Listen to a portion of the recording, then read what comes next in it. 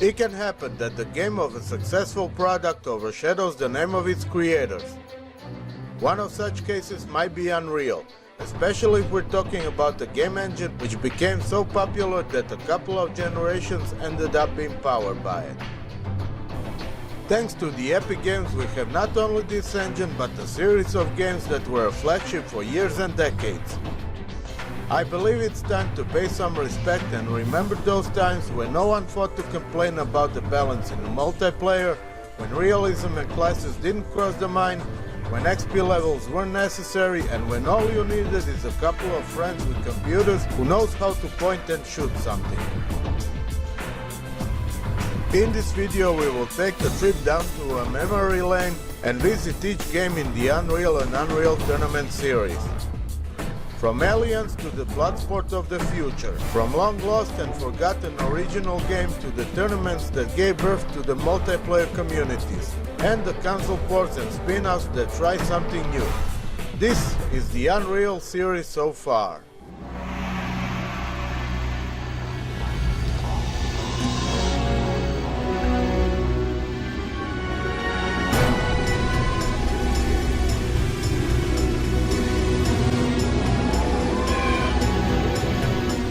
It all began in the year 1998, practically a golden age for computer and console gaming.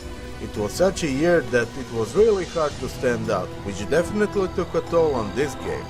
In December of 1997, Quake 2 came out, and that was just the beginning.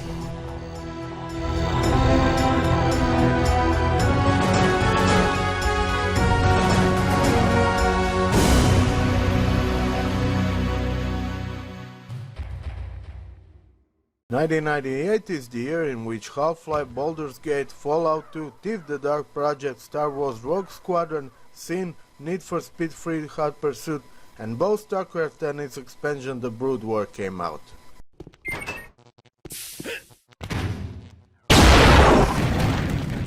It is ironic that everyone will remember the name of the engine, but barely anyone would remember the game that started it. When you start playing Unreal, you don't know if it's a horror, thriller, or an action game. The beginning is probably what stands out the most.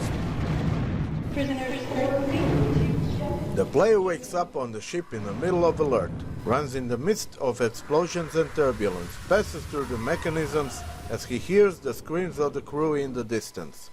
Soon he finds himself on the ground and realizes that everything on the planet tries to kill him. As soon as he heals himself and grabs a gun, thinking I'll be okay now, the ground starts shaking and a British big-ass alien armed with not one but two missile launchers rampages towards him, all guns blazing. The player runs backwards, jumps into the water with some ammo on the bottom, when some swimming creatures start biting.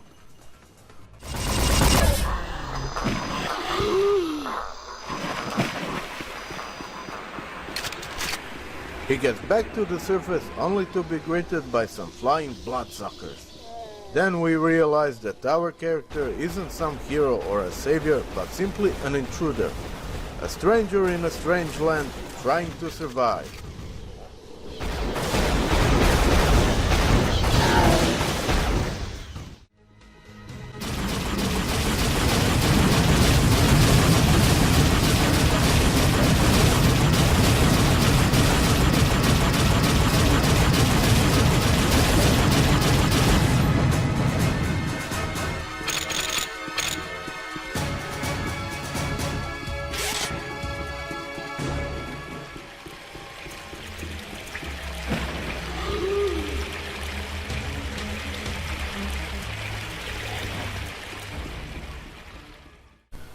Unreal is unique in that sense because it isn't just a game filled with aliens, as is Unreal 2 for comparison, but the whole game is alien to begin with. Even if Scar race is evil, we are not there to oppose them. Even if the peaceful Nali race awaits for Messiah, we can't beat that for them.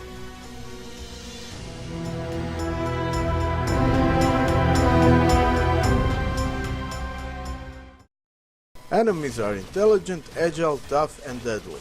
The gameplay is smooth and responsive.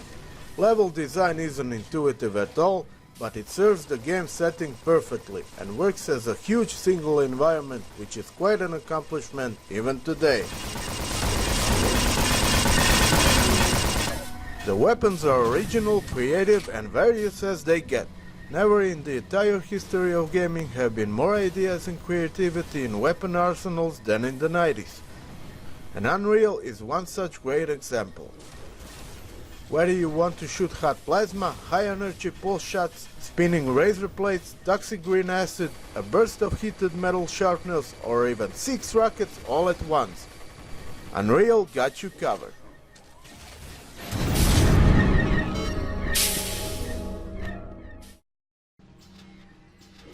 No matter how overpowered all of it seems, the fact that all of it is pretty balanced and that it also works in the multiplayer perfectly is another testament that anything is possible when you want it to be.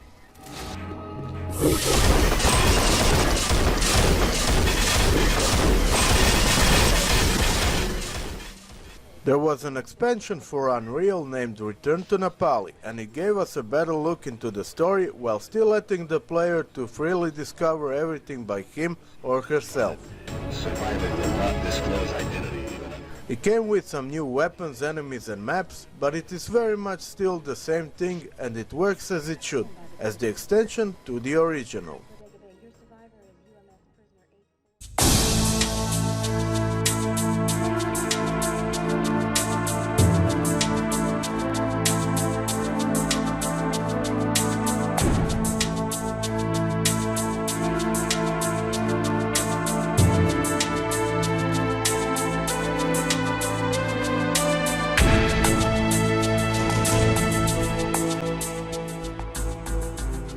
Just a year later, as a testament to a great but underdeveloped multiplayer mode of the original, the Unreal Tournament was launched, and the world of FPS multiplayer changed forever.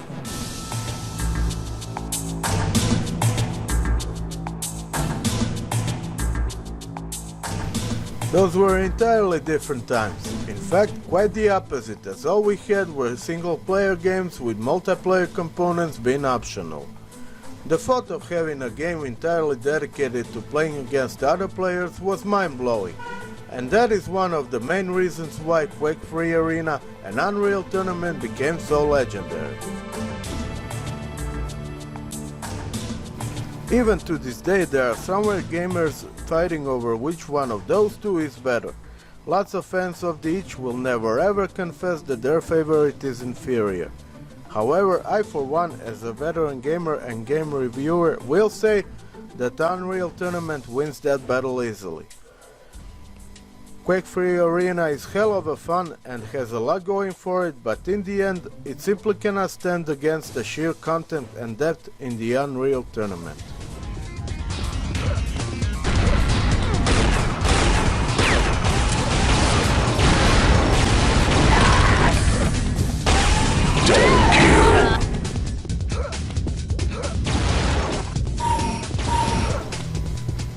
Just like some metaphor, the game intro takes us from dirty, decayed and dusted underworld through modern yet still raw surface of the city to a colossal, filthy, rich and fancy Leandri complex as we're introduced to a story.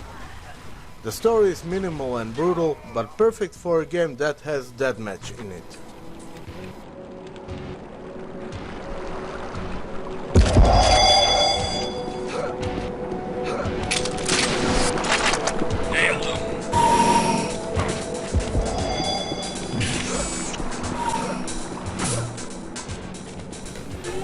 Variety of the maps is staggering.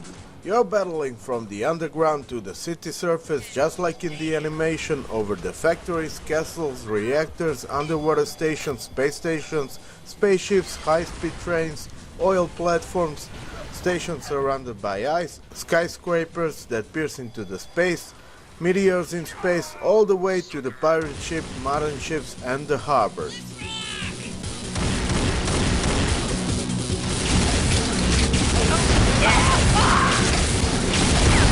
Double kill, multi-kill.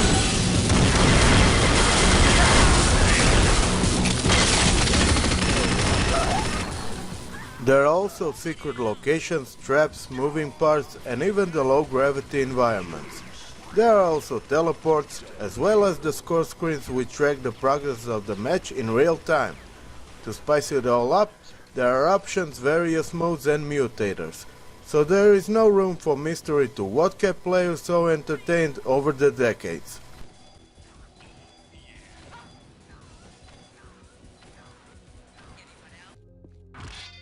The weapon arsenal is pretty much the perfected and expanded version of the original game to a point that it became legendary.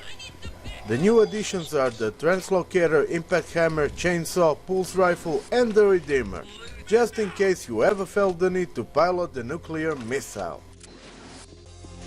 Heavy damage! Red leader, you got point!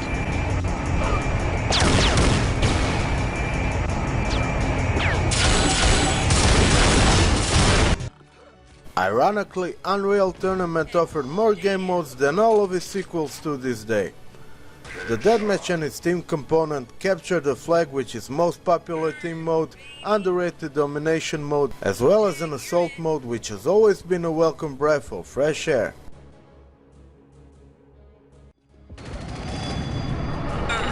Headshot. Double kill, multi-kill. Sit down! Headshot.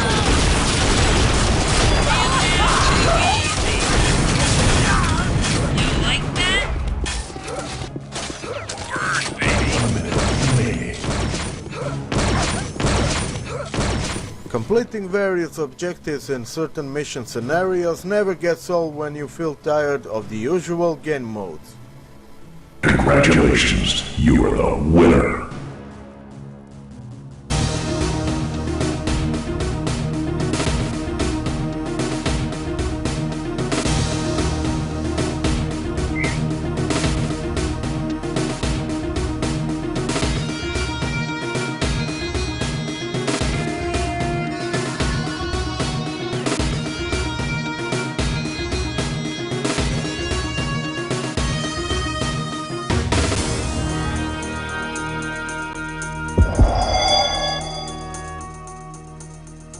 It took long enough for Epic Games to release something unreal on the consoles. Lucky winners were PlayStation 2 and Sega Dreamcast. Despite having most of the same content, the game stood out thanks to a little amount of exclusive maps, completely different UI, and simply gorgeous artwork, spread all over the loading screens, game interface, and character portraits.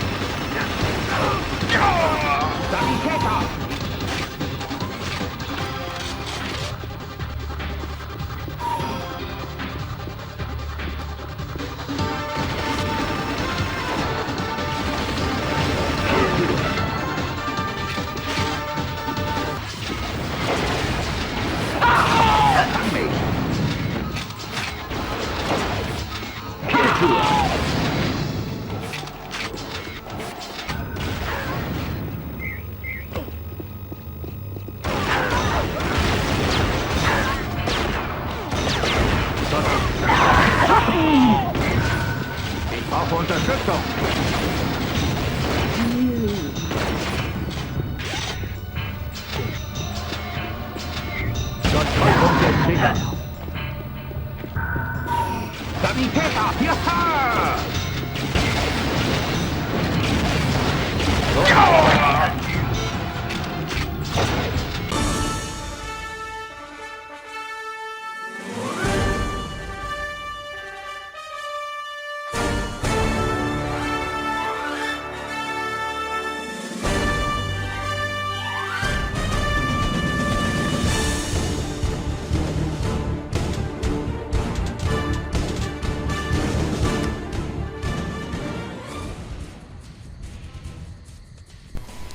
As the original Unreal Tournament became the mainstream in later years, Epic decided to go full mainstream with its sequel Unreal Tournament 2003.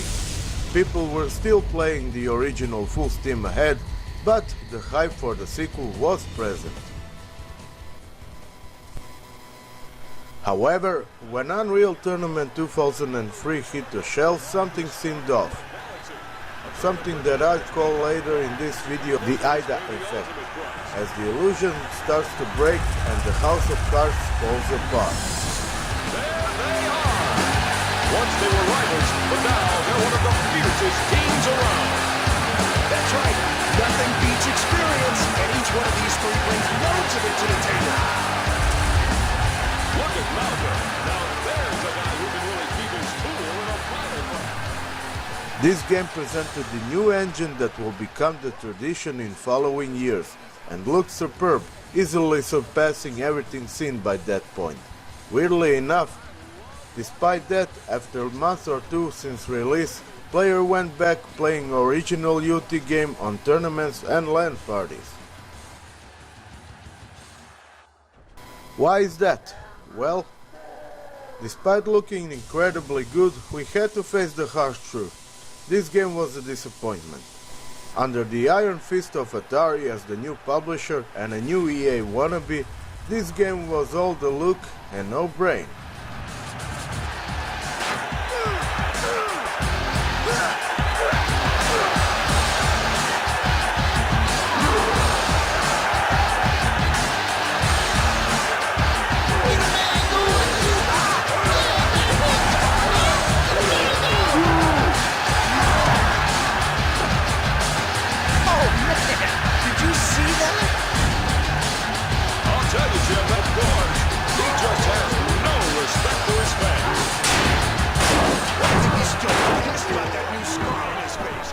The entire tone of the game is different than in the original, and the game is presented as a future replacement for Super Bowl. There is uplifting soundtrack, there are cheesy dialogues, there is over-the-top announcer, and then there is Bombing Run, a game mode that plays just like the American football. Many people would now expect me to dish out and say what they were thinking, but to be completely honest, I did enjoy it. Oh yeah, I love this arena. Malcolm does really well here. Tonight's matchup will be a real bloodbath.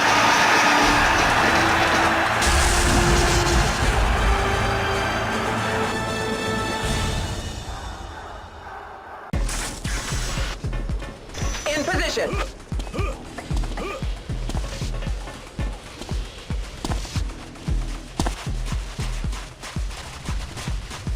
Red team on offense.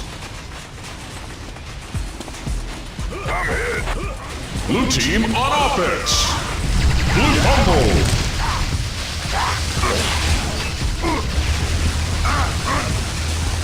Red team on offense. Fairly enough, there are some good ideas put into it, like additional adrenaline boosts to activate new powers at will, the ability to generate shield with the impact hammer, or a shield gun as it's now called, and the ability to heal allies with the pulse rifle. Furthermore, the AI was still very good, the sounds were nice, and the soundtrack was still great.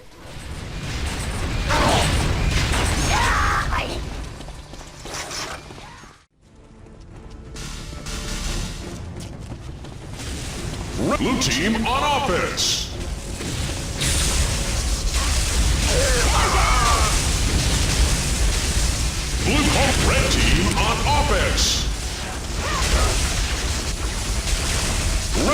Double! Blue team on offense! All characters here!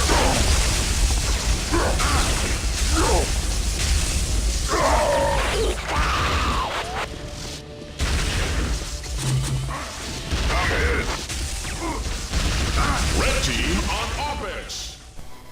However, all of that little mattered as the balance in the game was simply terrible. All of the weapons seemed nerfed, even with alternate fire mode still in play.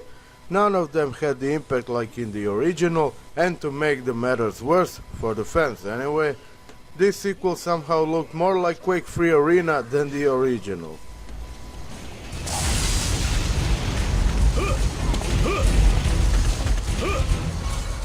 Blue flag taken!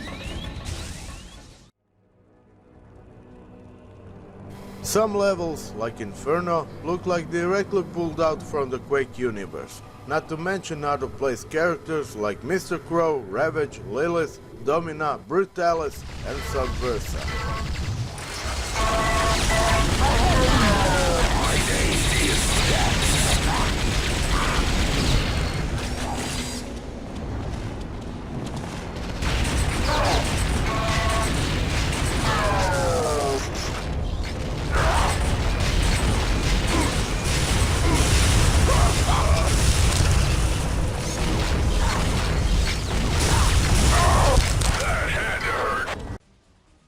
The Egyptian team came with the backup and are now one of the leading teams in the tournament, as well as the new alien team featuring Demerus, Mokara, Motik, Komek, Mekrath, Nebri, Selig and Fareleth, and beefed out new team of barbarians containing brutes like Gorge, Cannonball, Arclight, Frostbite, Reyna, Ambrosia, Siren and Raelisa.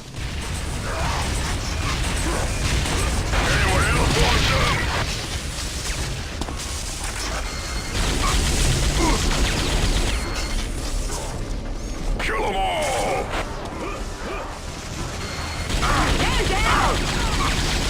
Rampage! Adrenaline! Blue team is the winner! Unreal Tournament 2003 isn't a bad game, but it is the perfect example when a safe bet backfires. One does not simply take the sequel of a legendary game, change it and softens it without consequences. This is a fun game, but it quickly runs out of steam just like those adrenaline boosts when you fire up.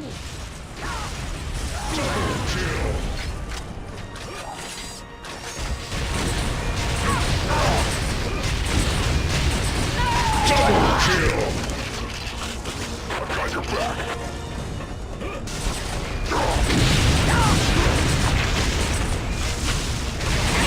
Double kill!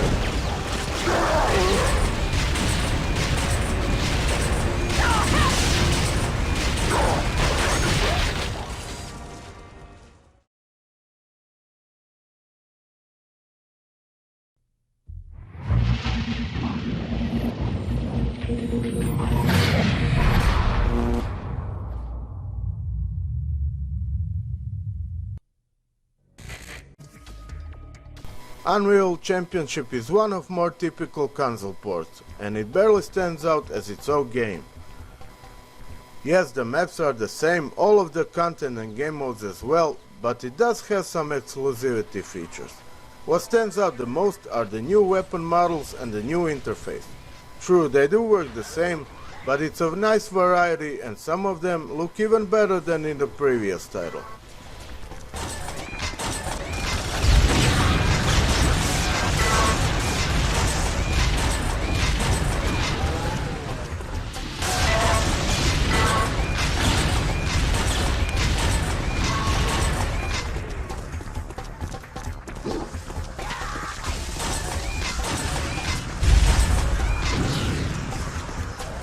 Despite looking as a graphical downgrade compared to a PC brother, it still looks better than anything on PS2 in those days, and precise controls made it all the better.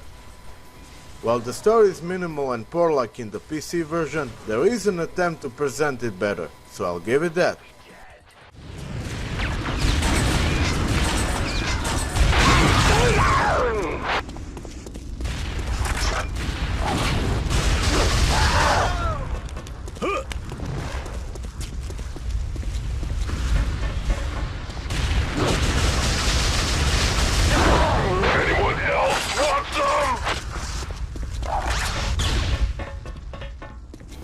All in all, Unreal Championship is a solid game, and if you own the original Xbox, it can be a worthy addition to the collection, if only to dust off controllers now and then when friends come.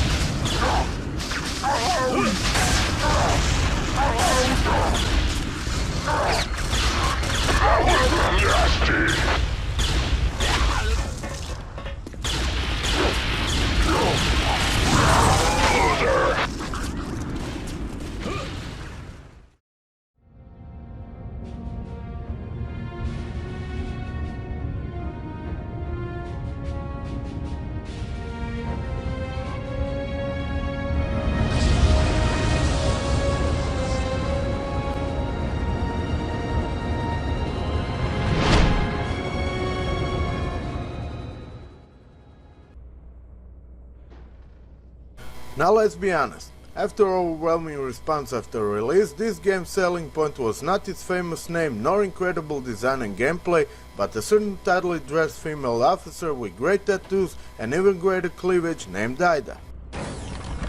First Officer Ida returning command of the ship to you, sir. Ship's engineer Isaac is standing by on the upper deck, and ship's pilot Naban has the con. There is certain symbolic in it though, as she is, despite all of her beauty, soothing voice that most of the time we ignore, mainly shallow, generic and even somewhat irritating character as soon as we get to know her better. And so is this game for the most part.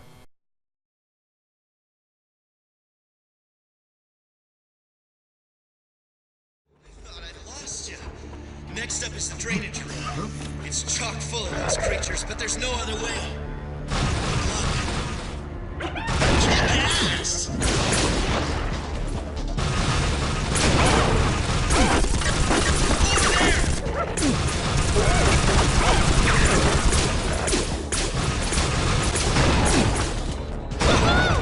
Man, I hope I never get you angry.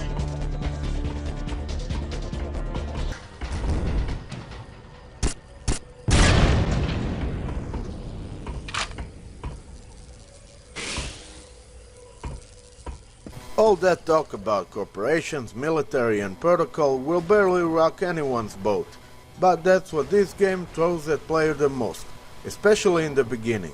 It may interest some players invested in the lore and the universe, but it is presented in so boring and monotone way that I clearly doubt anyone would enjoy it.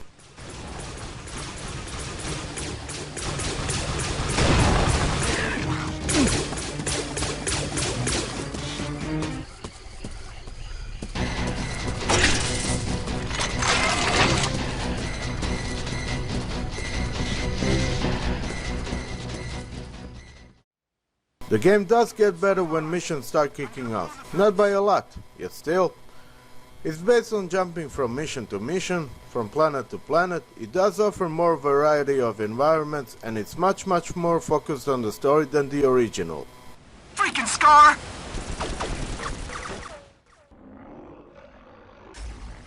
While terribly slow, it does have its moments, like when you helplessly watch Scary Bruce rampage through the hallway in the dark, cutting the way to us with fury. Or when we walk in the unknown forest listening to suspicious sounds around us, like in the Predator movie. Or when we fight off hordes of multi-leg creatures with a flamethrower.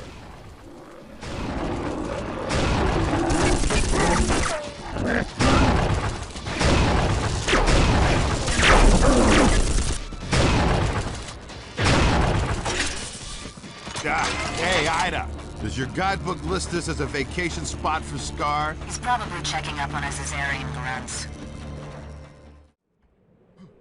Oddly enough, the weapon arsenal is quite different than the rest of the series, and the first half of the game is filled with generic military weapons. Only later in the game do we get to use alien stuff, such as shocklines with bouncy projectiles, laser gun that functions as a railgun, Takra spheres that can damage enemies or protect the player, and the singularity cannon as the ultimate weapon.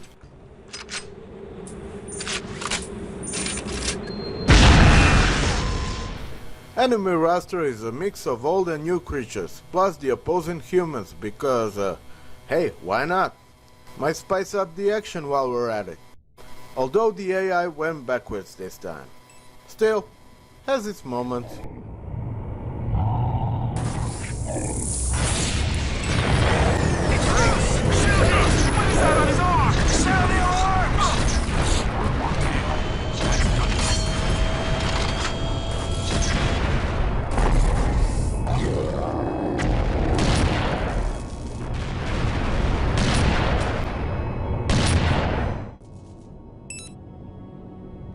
All in all, a solid idea, but bad execution. The new engine was pretty much wasted on this one, as planet levels look more empty and bland than anything in Unreal Tournament 2003. It's pretty much safe to say that this one remained the worst one in the series.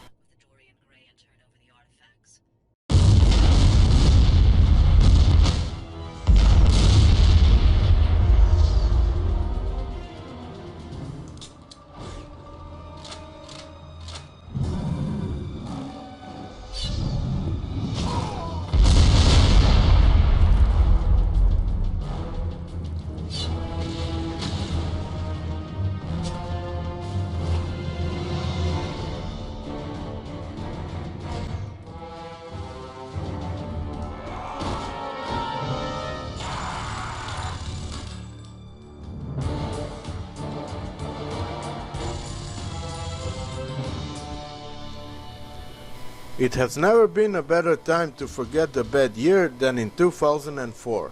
Half-Life 2, Doom 3, Far Cry, Painkiller, Killzone and Halo 2 came out. And there is also this one. Unreal Tournament 2004, as the perfect medicine that made up for its predecessor and gave us Unreal Tournament we deserved. It's just like Epic came to us and said, "Sorry for 2003, this is for you."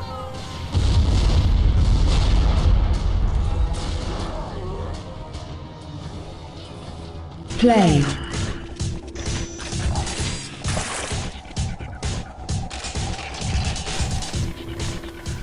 The gameplay and the balance were completely overworked and now it feels as it should be. All of the elements are still the same, but the weapon got reskinned, some for better and some for worse. The sniper rifle was added while lightning gun still being in play. The grenade launcher was also added, functioning similarly like in Unreal 2, as well as the mine layer. And then there is Avril, the anti-vehicle weapon, cause guess what? There are vehicles in this one. Some of them drive, some of them hover, and some of them fly.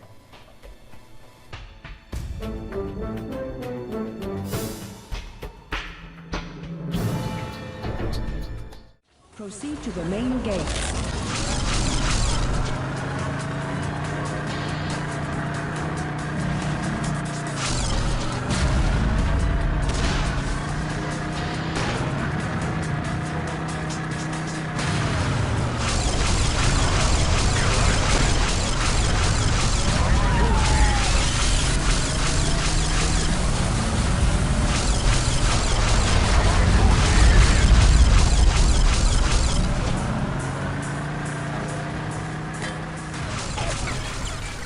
To be fair, there were some in Unreal 2 expanded multiplayer, but barely anyone played it, so yes, this is another course correct.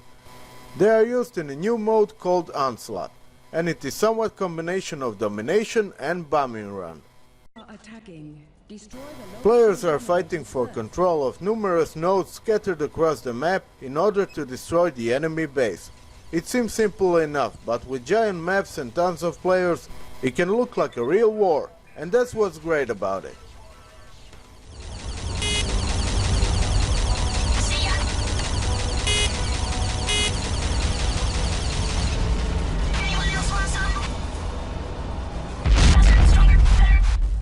All of the other modes are still here with the addition of Invasion, Last Man Standing and fan favorite Assault mode.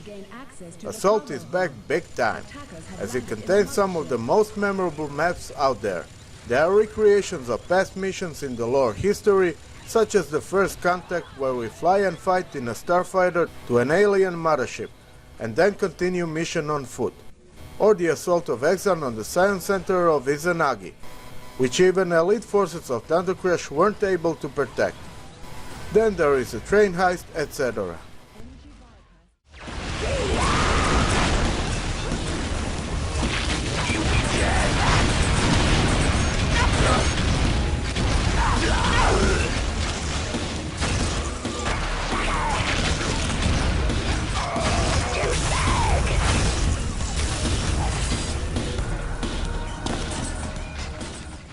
The game looks much the same like its predecessor, with only minor improvements like the sharper textures and slightly better animations.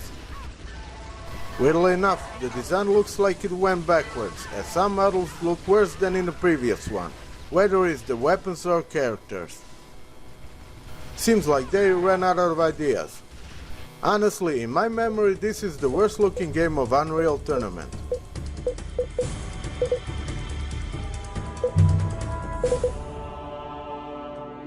Blue team dominating. 8, 7, 6, 5, 4, 3, 2, 1. Blue team scores.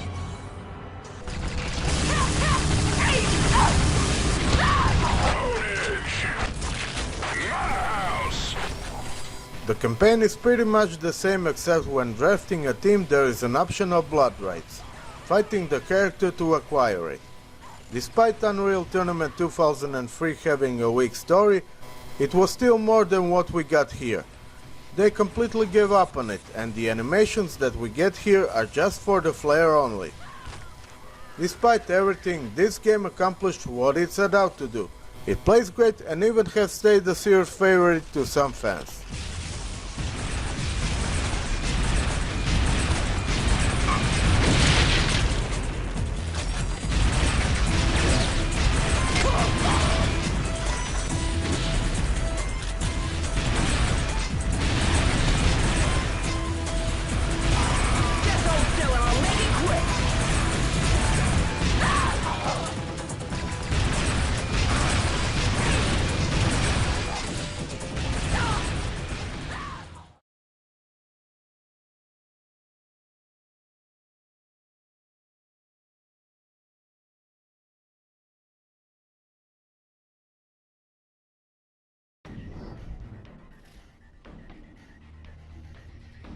The first Unreal game launched under the flag of Midway, which is apparent from the start, cause this game is a blast. This was big experiment combining first-person shooting with a third-person melee action, and it worked.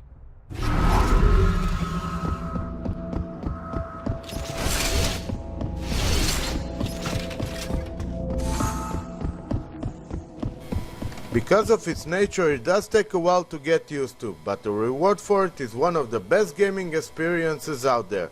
Due to its learning curve, it was one of the most underestimated games, because gaming journalists and reviewers didn't do it any favors, that's for sure.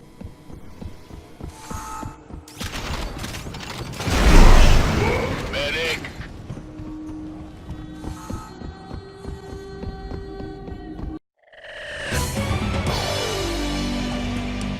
Welcome to the playoffs. We're down to our 7 finalists. They've all qualified for the Grand Leandri tournament, but it's the Imperial throne that's on their minds today.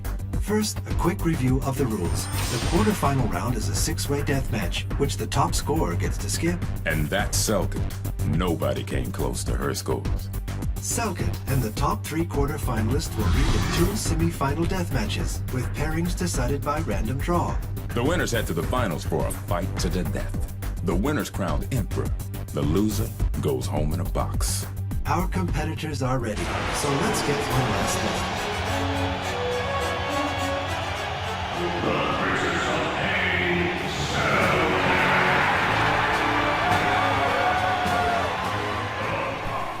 For the first time since the original, the game is heavily focused on the story, and this is where it shines the most.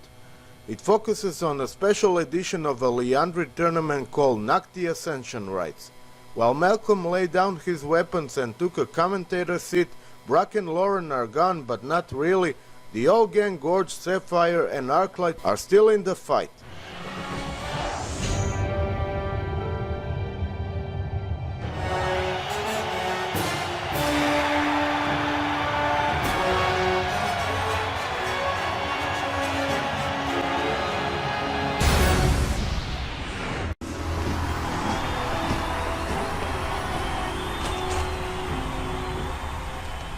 Selkit.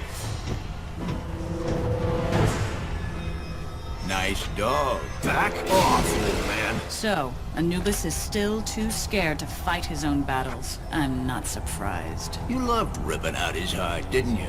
Now you want to do it for real. Why bother? In the center of the story there are two main Egyptian characters, and ex-lovers from the royal families. Yes, this is where drama begins. They are Selket and Anubis. I will not spoil the story, but I must say it's not bad.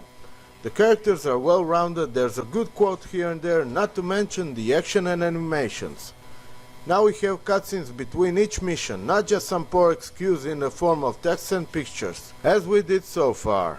No. Let him live. He just slows Anubis down.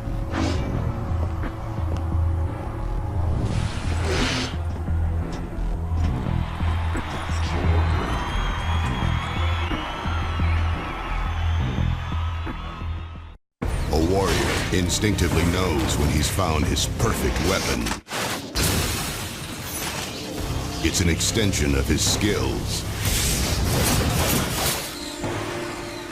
A reflection of his personality. Every character can switch from first person to third person at will, and has unique abilities and weapons which can reflect projectiles or make a finishing move like a fatality. Talking about fatality, yes, this one has a special guest appearance from another universe. From the Netherrealm of Mortal Kombat comes Raiden, the god of lightning himself. Now if you ask me, I'd rather see Sector, Cyrus, Kano, Striker, Jax or Sonya, but here we are.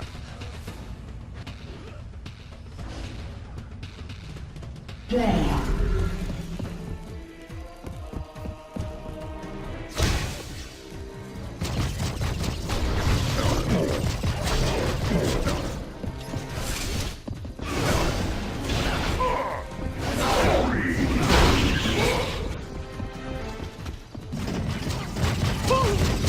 Stay down!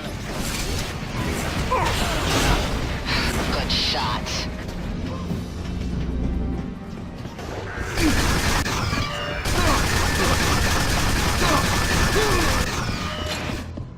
Midway clearly let Epic to do freely with the game what they want, and it shows. The game used Unreal 2 engine to the max and is easily the best looking game on the original Xbox.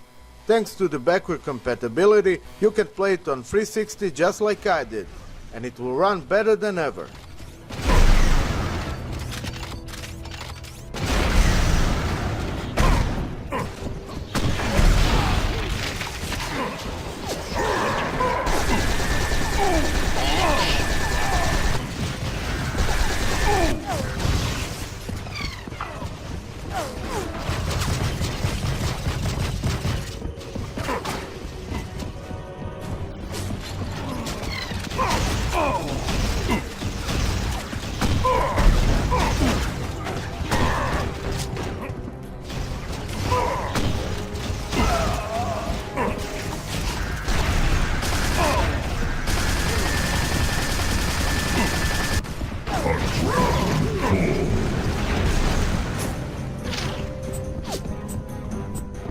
Roger that.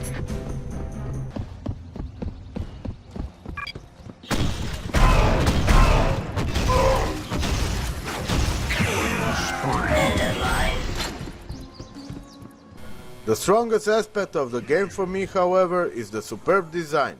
Design of everything. Maps, characters, models, weapons, items, power-ups, etc.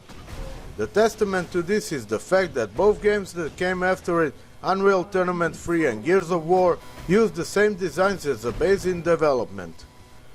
Some of the stuff here is even better than in later games, if you ask me. All in all, Unreal Championship 2 is a gem every fan must consider, to say the least.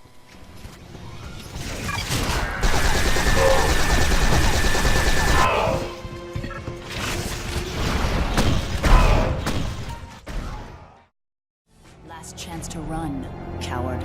The only thing I ever feared was what I saw in your heart. I tested you, and you failed.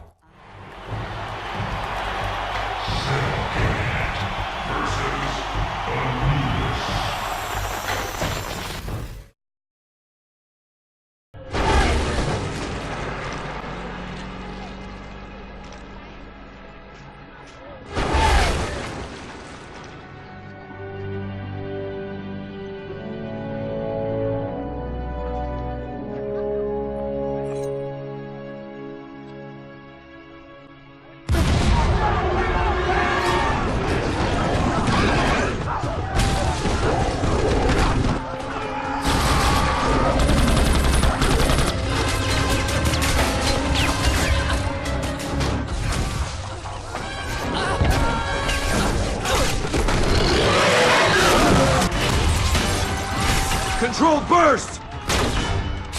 Watch for civilians!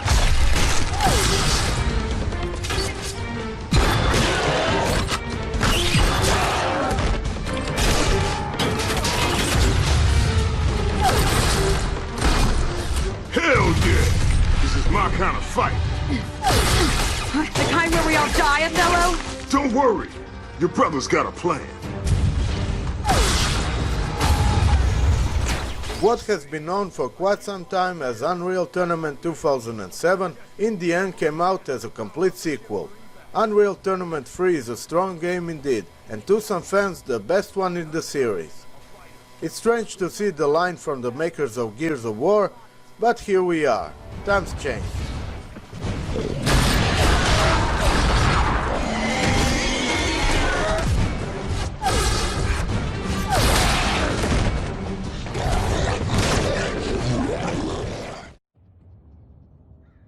Despite having the visual style like Gears, it looks better and has more colors.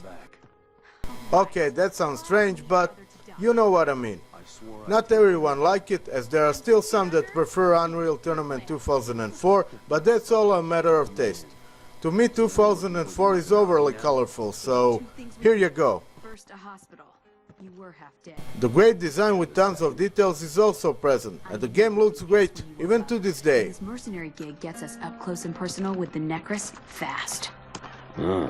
Now we're talking. That was the plan. But the Izanagi suits call us Ronin behind our backs. I figure we learn their new tech and prove we deserve a frontline assignment. Sounds good. So where's the firing range? I thought a little one-on-one would work out the kinks. With rocket launchers?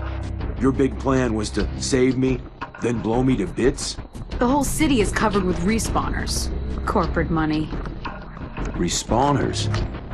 On a battlefield? Sure, portable units. So no casualties? Yeah. Let's see if the docs put you back together right. Dying hurts. Try not to tense up. That helps. That sounds good.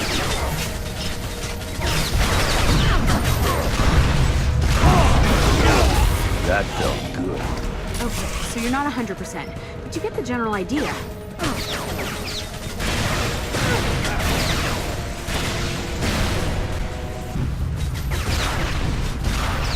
of my way! Double kill. Killing spree.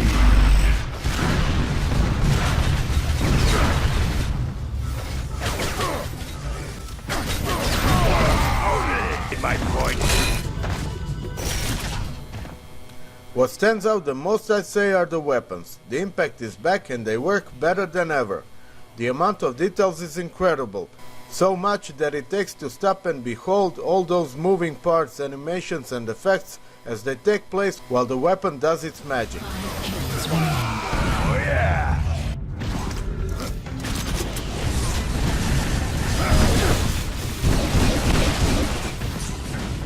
Same could be said for environments that went up to a whole another level of complexity. Some would say it actually hurts the game as the player gets distracted by everything in the middle of the action. But I mean, come on. That's something that is hard to be mad about. You are on red. Learn the layout quickly. Let's use the terrain to our advantage. This place is crazy. No grass, no zone. A slow zone is the only chance you have of matching my kill count. The campaign finally got the proper treatment in this one. The story is told in very cool animations and they are placed in each chapter. I never asked.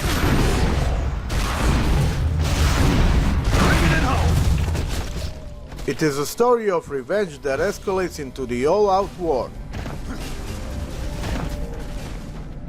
While significantly weaker than in Unreal Championship 2, it still serves the purpose at least for one playthrough. I'm on it.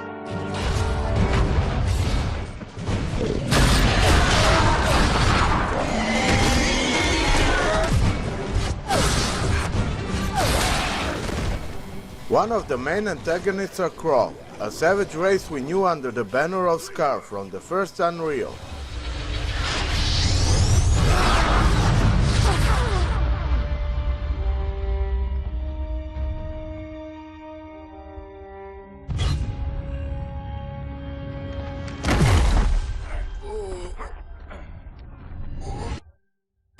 Then there is an even bigger threat. The Necrus led by the High Inquisitor Akasha. They are the force to be reckoned with, and this time they have their own vehicles, ships and technology to mess with. My favorites are the Viper, which is the fastest one in the game, and Darkwalker, a real Grim Reaper on the map.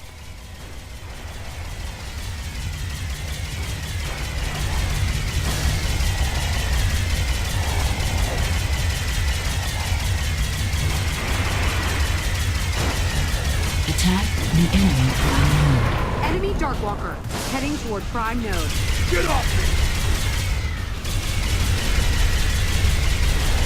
Stay down!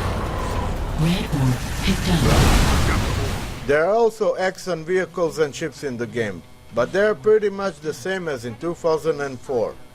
The Onslaught mode is now called the Warfare, and it's definitely the more appropriate name. Enemy Raptor, Top Gun. heading toward enemy prime node. Booyah! There is also a vehicle capture the flag mode, and some of the vehicles are also available in certain maps of other modes. Enemy prime node captured. Enemy Hellbender, heading toward enemy prime node. The game came out on consoles in usual formation. The Xbox 360 version had better controls, better frame rate and better online service, while the PlayStation 3 version came with more content featuring all the DLCs and the Titan Pack. However, that's about it. There is no exclusive content, nor different interface as it was in previous games.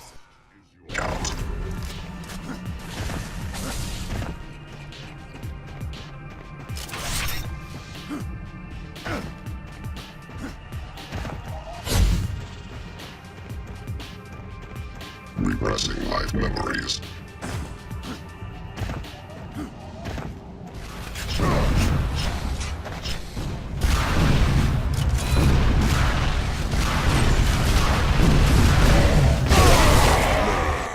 I am humanity, upgraded. Under heavy attack!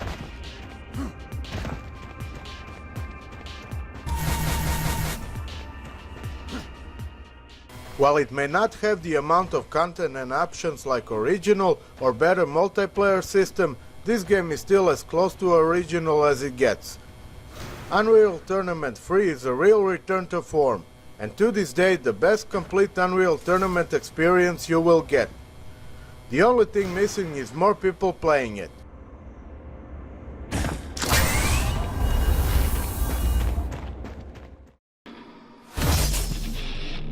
A cabal of the most violent and skilled warriors in known space. Selected to fight in a grand tournament.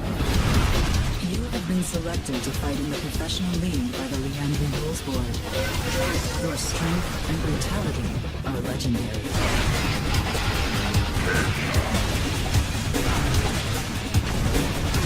The time has come to prove that you are the best. To crush your enemies. And win the tournament.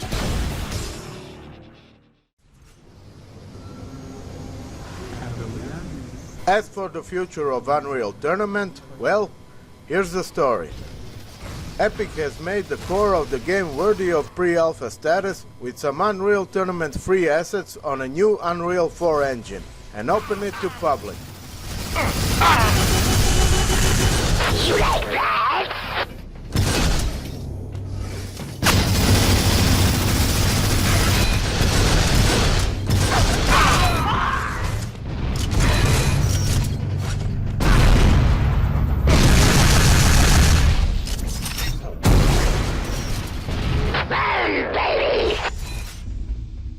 Anyone in community was free to join forum discussions, send ideas and concepts, and even work on models for the game, as development kit was also available for use. Each week there were live streams, demonstrations and discussions on the elements of the game. People were making concepts, weapon and character models, maps, textures, etc. Everything seemed great.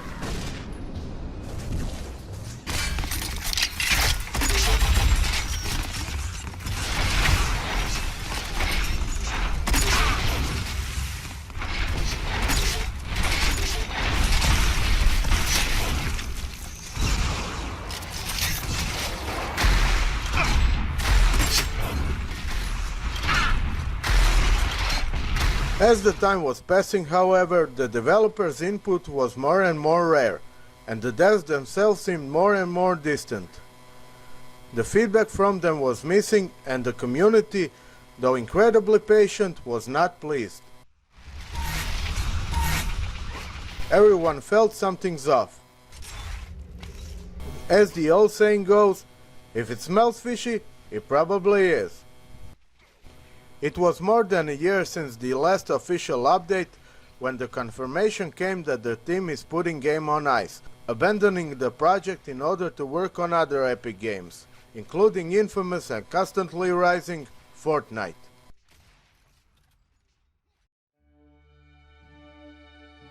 It was announced that the new Unreal Tournament would be a free game, not even free to play, but free. It was announced to go out for PC and Mac.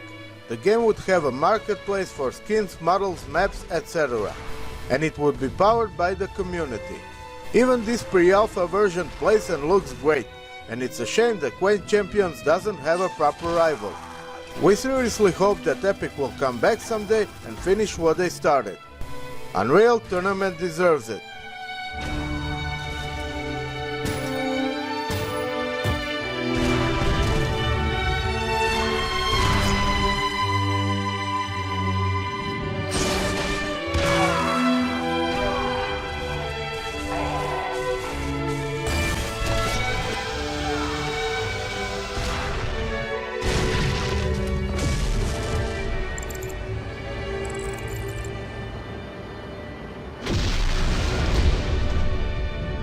If you came this far, we thank you for watching. Until the next time, keep it up to the core.